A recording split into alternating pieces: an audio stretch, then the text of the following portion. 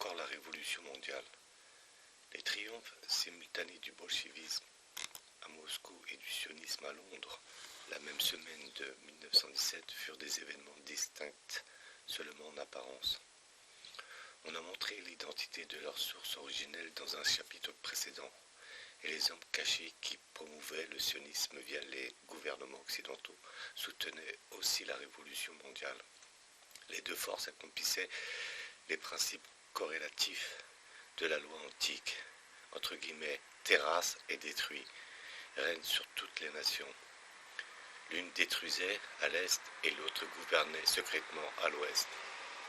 En 1917 apporta la preuve du dicton de Disraeli sur la Révolution dans sa phase de 1848, quand il dit que les Juifs dirigeaient chacune des sociétés secrètes et aspiraient à détruire le christianisme.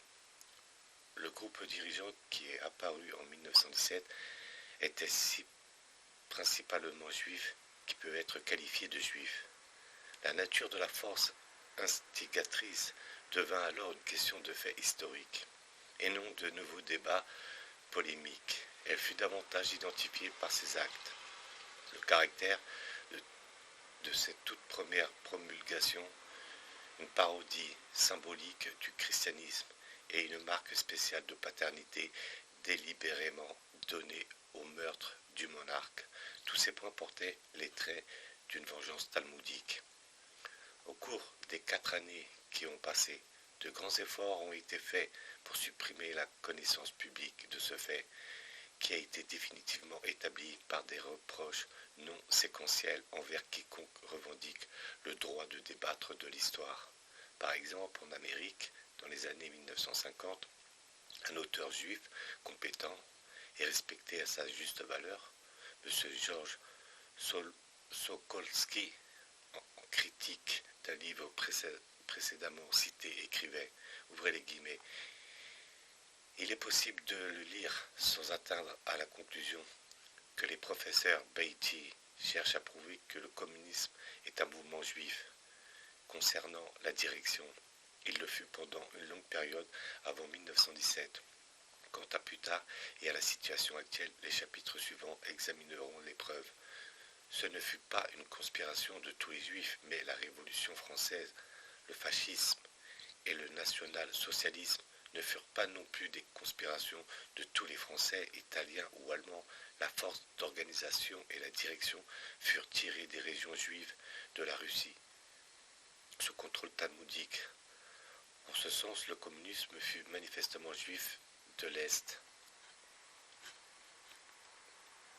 Quant au but révélé quand la Révolution frappa en 1917, ceux-ci ont montré qu'elle ne fut pas épisodique ou spontanée, mais la troisième éruption de l'organisation révèle en premier, par le biais de Weishaupt, les deux caractéristiques principales réapparurent. L'attaque contre tout gouvernement légitime, de quelque sorte qu'il fût, et contre la religion.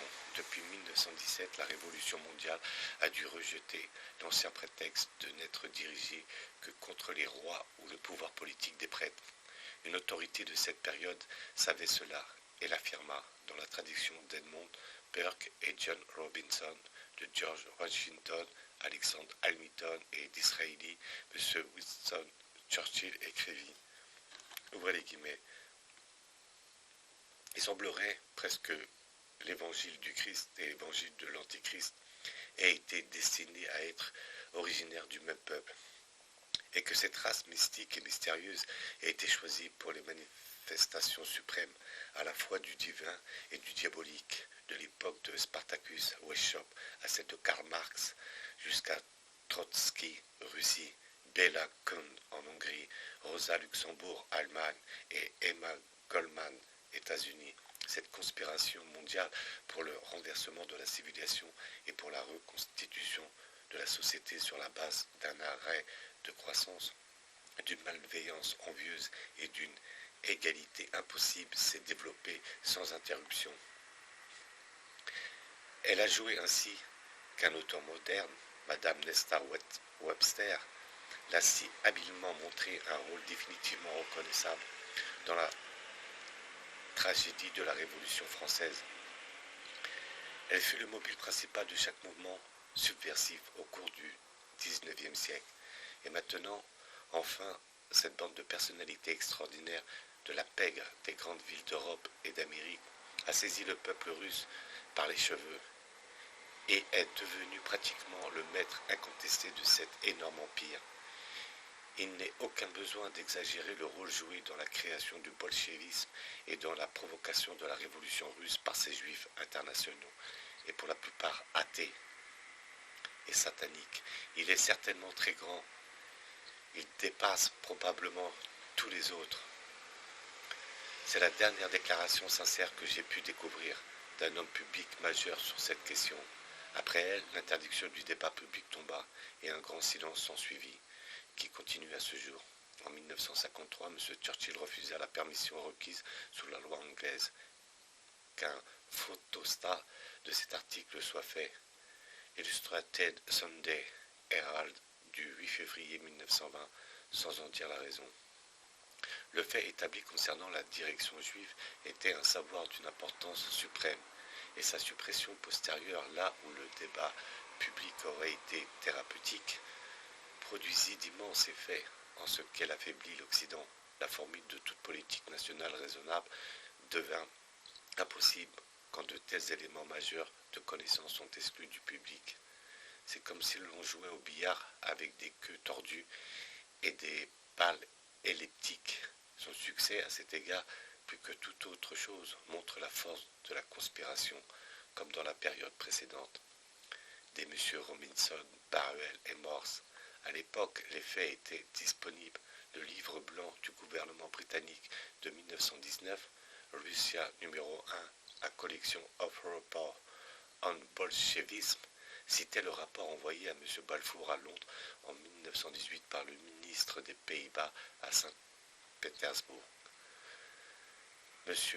Oudendilk, ouvrez les guillemets, le bolchevisme est organisé et dirigé par des juifs qui n'ont aucune nationalité et donc l'unique objectif est de détruire pour leur propre fin l'ordre existant des choses.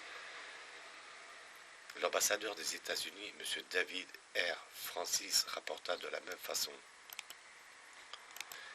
Ouvrez les guillemets, les leaders bolcheviques ici, dont la plupart sont juifs et dont 90% sont des exilés de retour, se soucient peu de la Russie ou d'un autre pays, mais sont internationalistes et ils essaient de commencer une révolution sociale mondiale. Le rapport de M. Oudendijk fut supprimé des éditions postérieures de la publication officielle britannique. Et tous les documents authentiques similaires de cette période sont maintenant difficiles à obtenir. Heureusement pour le chercheur, un témoin préserva le rapport officiel. C'était M. Robert Wilton, le correspondant du Time de Londres qui vécut la révolution bolchevique. L'édition française de son livre incluait les listes bolcheviques officielles des membres des corps révolutionnaires dirigeants. Ils furent omis dans l'édition anglaise. Ces rapports montrent que le comité central du parti bolchevique qui exerçait le pouvoir suprême comprenait 3 Russes, dont Lénine, et 9 Juifs. Le corps suivant, par ordre d'importance, le comité central de la commission exécutive, ou police secrète, comprenait 42 Juifs et 19 Russes. Lettons, Géorgiens et d'autres, le conseil des commissaires du peuple consistait en 17 Juifs et 5 autres. La Tchéka, police secrète de Moscou, était formée de 23 Juifs et de 13 autres.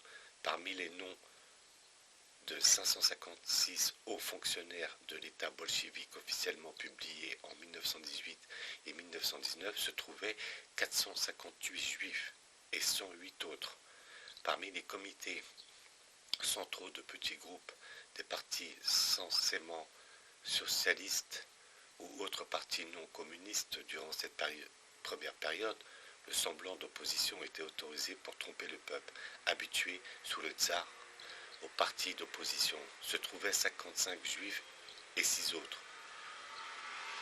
Tous les noms sont donnés dans les originaux reproduits par M. Wilton.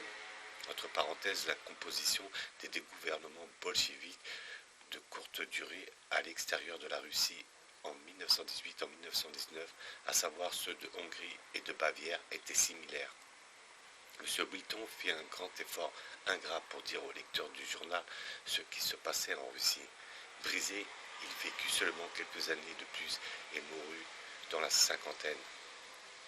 Il ne choisit pas la tâche de rapporter l'événement le plus capital qui croisa jamais le chemin du devoir d'un journaliste. Elle lui incombait. Éduqué en Russie, il connaissait parfaitement le pays et sa langue. Il était tenu en haute estime par les Russes, tout comme par l'ambassade britannique. Il observa les émeutes de la fenêtre du bureau du Time, contingué à la préfecture, où les ministres du régime en effondrement avaient trouvé refuge. Entre l'apparition du gouvernement Kerensky au printemps 1917 et la prise du pouvoir par les bolcheviks en novembre 1917, son devoir fut de rapporter un phénomène entièrement nouveau dans les affaires mondiales. La cession d'un régime juif à une suprématie despotique en Russie et au contrôle déclaré de la révolution mondiale. À ce moment, il en vint à se rendre compte qu'on ne lui permettrait pas de rapporter fidèlement ce fait. L'histoire secrète est relatée avec une sincérité surprenante dans The Official History de son journal, le Time, publié en 1952. Elle montre le mécanisme caché qui fonctionna dès 1917 pour empêcher que la vérité sur la Révolution parvienne jusqu'au peuple d'Occident. Ce volume rend hommage à la qualité du rapport de M. Wilton et à sa position en Russie avant 1917, puis le ton des références le concernant change brusquement. Les premiers avertissements de M. Wilton sur ce qui allait arriver en 1917, dit le livre, ouvrez les guillemets, n'affectèrent pas immédiatement la politique du journal, en partie parce que leur auteur n'aspirait pas à une totale confiance. Pourquoi, si son travail et sa réputation antérieure étaient si bons, la raison transpire. Le récit continue sur le fait que M. Wilton commença à se plaindre de l'étouffement ou de la suppression de ses messages. Puis le Time commença à publier des articles sur la Russie écrits par des hommes qui avaient peu de connaissances du pays. En conséquence, les éditoriaux sur la Russie prirent le ton exaspérant pour M. Wilton. Dans les lecteurs de journal devinrent familiers durant les décennies suivantes. Ouvrez les guillemets, ceux qui croient en l'avenir de la Russie en tant que démocratie libre et efficace observeront la justification du nouveau régime avec une confiance patiente et une compassion fervente. Chaque incident de l'expérience de M. Wilton à Moscou, que le colonel Remington était en train de partager à Londres, se répéta au cours de ma propre expérience et celle d'autres correspondants à Berlin en 1933 et en 1938. L'interrègne de 5 mois commença, durant lequel un régime juif devait reprendre le pouvoir à Kerensky. À ce moment même, son journal perdit, entre guillemets, confiance en M. Wilton. Pourquoi? L'explication émerge. The Official History du Time dit, ouvrez les guillemets, il ne fut pas heureux pour Wilton qu'un de ses messages répandit l'idée jusqu'au cercle sioniste et même jusqu'au ministère des Affaires étrangères qui était antisémite. Cercle sioniste, le lecteur observera, pas même cercle communiste. Ici, la relation devint claire. Pourquoi les sionistes qui voulaient que le gouvernement britannique leur procure une patrie en Palestine devaient-ils être outragés parce qu'un correspondant britannique à Moscou rapportait qu'un régime juif s'apprêtait à prendre le pouvoir en Russie? M. Wilton rapportait la nature du régime à venir. C'était son travail. De l'avis des sionistes, c'était de l'antisémitisme. Et rien qu'allégation était suffisante pour détruire la confiance qu'on plaçait en lui. À son agence centrale, comme alors aurait-il pu rester heureux et conserver la confiance, manifestement, simplement en rapportant de manière inexacte des événements en Russie. En effet, on attendait de lui qu'il ne mentionne pas les faits déterminants des nouvelles du jour. En lisant ce compte-rendu éclairant, je me demandais par quel itinéraire les cercles sionistes avaient répondu jusqu'au ministre des Affaires étrangères et du ministère des Affaires étrangères à Printing House Square l'idée que M. Wilton était un antisémite. Le chercheur, comme le prospecteur solitaire, apprend à attendre peu pour beaucoup de labeur, mais dans ce cas, je fus consterné par la grosse pépite de vérité que je trouvais dans The Official History du Time. 35 ans après l'événement, elle disait que le chef de la propagande au ministère des Affaires étrangères fit envoyer à l'éditeur par un membre de son personnel un papier répétant l'allégation qui fut apparemment d'abord imprimé sur quelques feuilles sionistes. The Official History révélait même l'identité de cet individu assidu. C'était un jeune, M. Reginald Leeper, qui 3 décennies plus tard, comme Sir Reginald, devint ambassadeur britannique en Argentine. Je regardais alors le Watch Wow pour trouver des informations sur la carrière de M. Leeper et je constatais que son premier emploi archivé avait commencé quand il avait 29 ans, en 1917. Entré au Bureau international département des informations en 1917, le mémorandum de M. Leeper sur M. Wilton fut envoyé au Times début mai 1917. Donc, s'il entra au ministère des Affaires étrangères le jour de l'an 1917, il n'était que depuis 4 mois quand il transmit au Times son allégation concernant l'exceptionnellement qualifié de M. Wilton à ses 17 ans de service dans ce journal. Et l'effet fut immédiat. The Official History dit que les dépêches de M. Wilton par la suite, pendant la période décisive, furent soit égarées, soit ignorées. L'éditeur était le même dont se plaignit le colonel Repington en 1917-1918 et à qui le présent auteur envoya sa démission en 1938 sur le même principe fondamental de journalisme honorable. M. Wilton lutta pendant quelque temps, protestant continuellement contre l'étouffement et la suppression de ses dépêches, et ensuite, en guise de dernier service au journalisme qui dit la vérité, mit tout ce qu'il savait dans son livre. Il reconnut et rapporta les actes qui identifiaient la nature particulière du régime, la loi contre l'antisémitisme, les mesures antichrétiennes, la canonisation de Judas Iscariote et les empreintes digitales talmudiques laissées de façon narquoise dans la chambre mortuaire des Romanov. La loi contre l'antisémitisme qu'on ne peut définir était en soi une empreinte digitale. Un gouvernement illégal, principalement juif, avertit par cette mesure la population russe, sous peine de mort, de ne pas s'intéresser aux origines de la révolution. Cela signifiait dans les faits que le Talmud était devenu la loi de la Russie et du reste du monde. Et dans les 4 décennies suivantes, on a fait en sorte que cette loi, dans les faits et à un degré croissant, fasse partie de la structure de l'Occident. Les brefs actes antichrétiens de la phase française de la Révolution réapparurent sous une forme plus ouverte. Le dynamitage des églises et l'installation d'un musée anti-Dieu dans la cathédrale de Saint-Basile furent les indications les plus ostentatoires de la nature du régime dont fit par M. Wilton. Calculé d'après les chiffres de la population, les Juifs représentaient 1 sur 10 parmi les commissaires qui gouvernaient la Russie bolchevique et sont 9 sur 10. Actuellement, la proposition des Juifs est encore plus grande. C'est un rapport clair. Et si celui-ci avait concerné les Ukrainiens, par exemple, au lieu des Juifs, personne n'aurait levé d'objection. Le simple acte de rapporter un fait devint le motif d'une dénonciation secrète parce que ce fait était lié aux Juifs. Le mémorial consacré à Judas Iscariote, rapporté par M. Wilton, fut une autre allusion délibérée à la chrétienté. Si les dirigeants juifs voulaient simplement créer une société égalitaire en 1917, il n'y avait aucunement lieu de conférer une aura héroïque à un acte de 29 après Jésus-Christ. La révolution de Russie ne peut absolument pas être comprise si l'on ne sait pas le symbolisme de cet acte. L'aspect de vengeance talmudique sur le païen, entre guillemets, fut indubitablement donné au massacre de cette période. En août 1918, un juif, Kamnei Gitzer, abattit un juif, Oriski.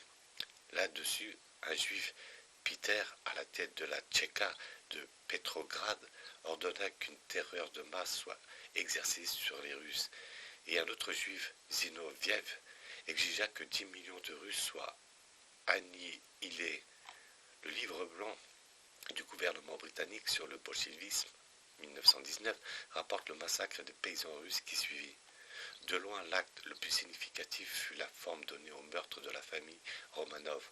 Sans M. Wilton, cette histoire n'aurait jamais atteint le monde, qui jusqu'à ce jour croit peut-être que la femme et les enfants du tsar finirent leur vie naturellement sous garde protectrice. Le tsar agit de façon constitutionnelle jusqu'à la fin, abdiquant sur le conseil de ses ministres le 5 mars 1917. Ensuite, pendant la période de Kerensky et ses premières retombées, il fut relativement bien traité pendant une année comme prisonnier d'un commandement russe et de garde russe. Le Tobolsk, en avril 1918, alors que le régime juif avait pris le contrôle et fut transféré sur l'ordre de Moscou, et Ekaterinbourg, les gardes russes furent alors limogés, et leur place à l'intérieur de sa maison-prison fut prise par des hommes dont l'identité n'a jamais été établie. Les Russes locaux s'en souvinrent, plus tard comme de letons, entre guillemets. Les seuls soldats rouges parlant une langue étrangère qu'ils eussent connue, mais il semble qu'ils furent amenés de Hongrie. La place du commandement russe fut prise par un juif, Yakov Iorovski, le 7 juillet. Cela compléta la chaîne de ravisseurs juifs depuis le sommet, Moscou, en passant par le soviet régional de l'Oural, jusqu'à sa prison à Ekaterinbourg, qui se trouve en Oural. Le véritable dirigeant de la Russie était alors le terroriste Yakov Sveldov, le président de la Tchéka de Moscou, qui était juif. La Tchéka d'Ekaterinbourg était dirigée par 7 juifs, l'un d'entre eux étant Yakov Iorovski. Le 20 juillet, le soviet de l'Oural annonça qu'il avait abattu le tsar et envoyé sa femme et ses fils dans un endroit sûr. La Tchéka de Moscou publia une annonce semblable, signée par Tseserdov, approuvant l'action du soviet régional de l'Oural. À ce moment-là, toute la famille était morte. La vérité ne devint connue que par le hasard qui fit que Ekaterinbourg tomba aux mains des armées blanches le 25 juillet, que M. Wilton les accompagnait et que leur commandement, le général Dieterich, un célèbre criminologue russe, M. Sokolov et M. Wilton, révélèrent les preuves enterrées. Quand les troupes blanches se retirèrent, M. Wilton emporta les preuves. Elles apparaissaient dans son livre et incluent de nombreuses photographies. Les meurtres avaient été perpétrés sur ordre d'eux et en consultation constante avec Tcherldov à Moscou. On découvrit des enregistrements de conversations téléphoniques entre la tchékiste et lui à Ekaterinbourg. Parmi ceux-ci se trouvait un rapport qui lui était adressé venant d'Ekaterinbourg en disant, ouvrez les guillemets, hier un courrier est parti avec les documents qui vous intéressent. Ce courrier était l'assassin en chef Iorovski et les investigateurs pensèrent que les documents étaient les têtes des Romanov, étant donné qu'on n'avait retrouvé aucun crâne ou os de crâne. L'acte fut décrit par les témoins qui n'avaient pas réussi à s'échapper, et au moins l'un d'entre eux était un participant. Le 16 juillet à minuit, Iorovski réveilla le tsar et sa famille, les emmena dans une pièce du sous-sol et les abattit. Les véritables meurtriers étaient Iorovski, ses 7 complices étrangers non identifiés, un certain Nikolaïn de la Tchéka locale et 2 Russes, apparemment des bandits armés professionnels employés par la Tchéka. Les victimes étaient le tsar, sa femme, leur fils souffrant que son père tenait dans ses bras comme il ne pouvait pas marcher, leurs 4 filles, leur docteur russe, leur valet de chambre, leur cuisinier et leur bonne. La pièce était encore dans le chaos à cause des coups de feu et de baïonnettes quand M. Sokolov et M. Wilton la visitèrent. Et on retrouve une photo dans son livre. Les circonstances ayant été déterminées, les enquêteurs faillirent désespérés de retrouver les corps ou leur reste. Ils apprirent que Yorovski, avant de fuir la ville, s'était vanté que le monde ne saura jamais ce que nous avons fait des corps. Cependant, la terre délivra son secret en détail. Les corps avaient été emportés par 5 camions dans une carrière de fer désaffectée dans les bois, puis découpés et brûlés, 150 gallons d'essence étant utilisés. Un certain Volkov de la Tchéka de l'Oural, un compagnon de voyage de Lénine dans le train en provenance d'Allemagne en tant que commissaire des approvisionnements, avait fourni 180 kg d'acide sulfurique pour dissoudre les os. Les cendres et les fragments avaient été jetés dans le puits. La glace, au fond d'abord, était brisée afin que la masse coule, puis un dallage avait été descendu et fixé sur l'endroit. Quand ce dernier fut enlevé, la recherche toucha à sa fin. Au sommet reposait le cadavre d'un épagnol appartenant à l'une des princesses. Dessous se trouvaient des fragments d'os et de peau, un doigt et de nombreux effets personnels identifiables qui avaient échappé à la destruction. Une trouvaille curieuse fut une petite collection de clous, de pièces, de monnaie, de morceaux de papier d'aluminium et d'autres choses de ce genre. On aurait dit le contenu des poches d'un écolier, et ça l'était. Le précepteur anglais du petit garçon, M. Sidney Gibes, l'identifia. Les précautions prises pour se débarrasser des corps et des autres preuves étaient du genre que seuls des criminels ayant une longue expérience de leur métier auraient pu inventer. Elles ressemblent aux méthodes utilisées dans la guerre des gangs pendant la période de la prohibition aux États-Unis. Ces découvertes, devenant connues du monde extérieur, exposèrent le mensonge de l'annonce de Serdov, disant que seul le tsar avait été exécuté, entre guillemets, et sa famille envoyée dans un autre endroit sûr, entre guillemets. Les meurtriers mirent en scène un faux procès de 28 personnes sur l'accusation d'avoir assassiné le tsar et sa famille. Seuls 8 noms furent publiés, tous inconnus en ce qui concernait le crime. Et on déclara que 5 personnes avaient été abattues, que si même elles existaient, n'auraient pu y prendre part. L'assassin principal, Tserdov, fut tué peu après au cours de quelques querelles de partis et des milliers d'innocents moururent dans les massacres aveugles qui suivirent. Ekaterinbourg fut renommé Tserdovsk pour conférer une renommée permanente au rôle joué dans cet acte symbolique. La raison principale du récit des détails du pogrom des Romanov est de pointer vers l'empreinte digitale entre guillemets qui fut laissée dans la pièce où ce pogrom s'accomplit. Un des assassins, vraisemblablement leur leader, resta pour exulter et inscrire une signature significative sur le mur, qui était couvert d'inscriptions obscènes, orailleuses, en hébreu, en magyar et en allemand. Parmi celles-ci se trouvait une distique qui reliait délibérément l'acte à la fois de la Torah talmudique et qui l'offrait ainsi à la postérité comme exemple de l'accomplissement de cette loi et de la vengeance juive telle que comprise par les Lévites. Il fut écrit en allemand par quelqu'un qui parodia le poète juif. Les vers de Heinrich Heine sur la mort de Balthazar, le potentat imaginaire dont le meurtre est décrit dans Daniel comme la punition de Dieu pour un affront fait à Judas. Le parodiste, passant sardoniquement en revue les dégâts, adapta ses vers à ce qu'il venait de faire. Aucun indice plus clair du motif et de l'identité ne fut jamais laissé.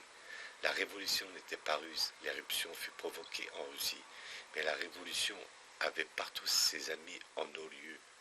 À cette période de 1917-1918, le chercheur est capable pour la première fois d'établir que des personnes majeures commencèrent à apporter ce soutien secret au communisme, qu'il donnait déjà à son frère de sang, le sionisme. Cela arriva des deux côtés de la ligne de combat, une fois que les buts secrets mais prépondérants de la guerre entrèrent en jeu, la distinction entre amis et ennemis disparu. Les sionistes, bien qu'ils concentrassent une pression irrésistible sur les politiciens de Londres et de Washington, gardèrent longtemps leur siège à Berlin. Les communistes obtenaient un soutien décisif de l'Allemagne à un moment et des ennemis de l'Allemagne le moment suivant.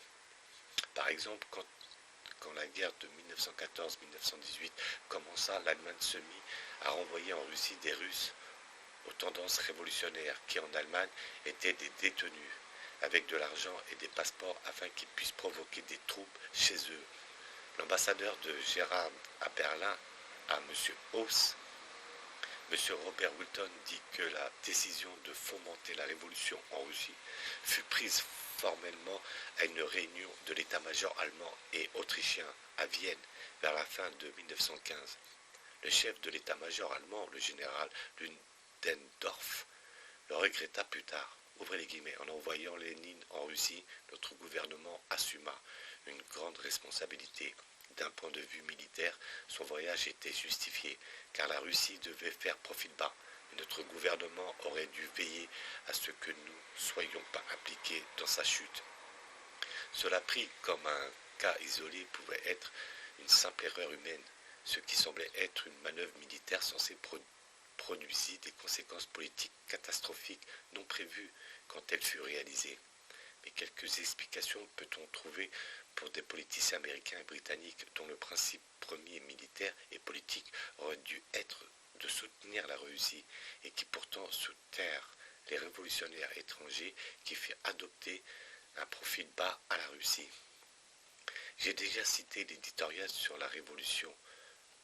Une démocratie libre et efficace, la justification du nouveau régime qui parut dans le Times de Londres, tandis que les dépêches de son correspondant expérimenté étaient ignorées et que la confiance lui était retirée parce que le journal avait reçu une allégation qu'ils étaient un antisémite, entre guillemets.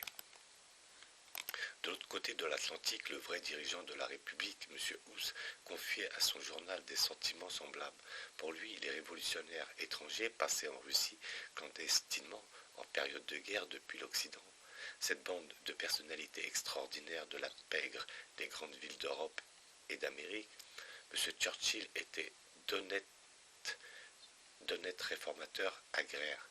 Ouvrez les guillemets, les bolchevistes sont apparus en Russie, qui, affamés de paix et de terre, comme les premiers leaders, faire un effort sincère pour satisfaire leurs besoins. Aujourd'hui, nous savons tout ce qui est arrivé à la soif de terre des Russes sous les bolchevismes. En 1917, les tsars et leurs ministres travaillaient dur depuis 50 ans pour satisfaire cette soif de terre et avaient été contrecarrés par l'assassinat. Apparemment, M. Hauss l'ignorait. Quand la révolution fut accomplie, il donna ses instructions au président fantôme, ouvrez les guillemets, que littéralement rien d'autre ne soit fait que l'offre d'une expression de compassion pour les efforts de la Russie pour se cimenter en une démocratie virile et l'offre de notre appui financier, industriel et moral de toutes les façons possibles. On peut noter la ressemblance entre la première partie de cette phrase et l'éditorial du Times de Londres. Des groupes puissants agissant en coulisses dans les deux capitales étaient apparemment d'accord pour présenter au public cette fausse image d'une démocratie virile et efficace en cours d'élaboration. La deuxième partie annulait la politique initialement recommandée de littéralement ne rien faire, entre guillemets, de plus que de prononcer des mots compatissants, par l'ordre de littéralement tout faire, car que peut-on faire de plus que de donner un appui financier, industriel et moral de toutes les façons possibles. Ce fut la politique nationale américaine à partir du moment où M. Hauss introduisit ainsi le président et elle décrit exactement la politique poursuivie par le président Roosevelt pendant la Seconde Guerre mondiale, comme on le montrera. Ainsi l'Occident, ou des hommes puissants en Occident, commença-t-il à se ranger du côté de la Révolution mondiale contre les Russes, c'est-à-dire contre tous les hommes qui abhorraient la Révolution. Tous les hommes puissants, ou les hommes qui deviendraient puissants par la suite, ne se prêtèrent pas à cette entreprise cachée. À cette période, M. Winston Churchill affirma de nouveau la nature de la Révolution. Ouvrez les guillemets, certainement je conteste le titre des bolchevistes à représenter la Russie. Ils méprisent une notion aussi commune que la nationalité. Leur idéal est une révolution prolétaire mondiale. Les bolcheviks ont volé d'un coup à la Russie deux choses des plus précieuses, la paix et la victoire. La victoire était à sa portée et la paix qui était son désir le plus cher. Les Allemands ont envoyé Lénine en Russie avec l'intention délibérée d'œuvrer à la chute de la Russie. À peine Lénine était arrivé là qu'il a commencé à faire signe d'un doigt ici et signe d'un doigt là pour protéger des personnes dans des retraites protégées à New York, à Glasgow, à Berne et dans d'autres pays. Le lecteur percevra d'où venaient les révolutionnaires russes, entre guillemets, qui fit venir en Russie, ouvrez les guillemets, et il a réuni les esprits principaux d'une secte formidable, la secte la plus formidable du monde. À cet esprit l'entourant, il s'est mis en devoir avec une compétence démoniaque de mettre en pièce chaque institution dont l'État russe et la nation dépendaient. On a fait adopter à la Russie un profil bas. La Russie devait adopter un profil bas. Ses souffrances sont plus épouvantables que ne le disent les rapports modernes, et l'on l'a privé de sa place parmi les grandes nations du monde. Chambre des communes, le 5 novembre 1919. La description de M. Churchill reste valable.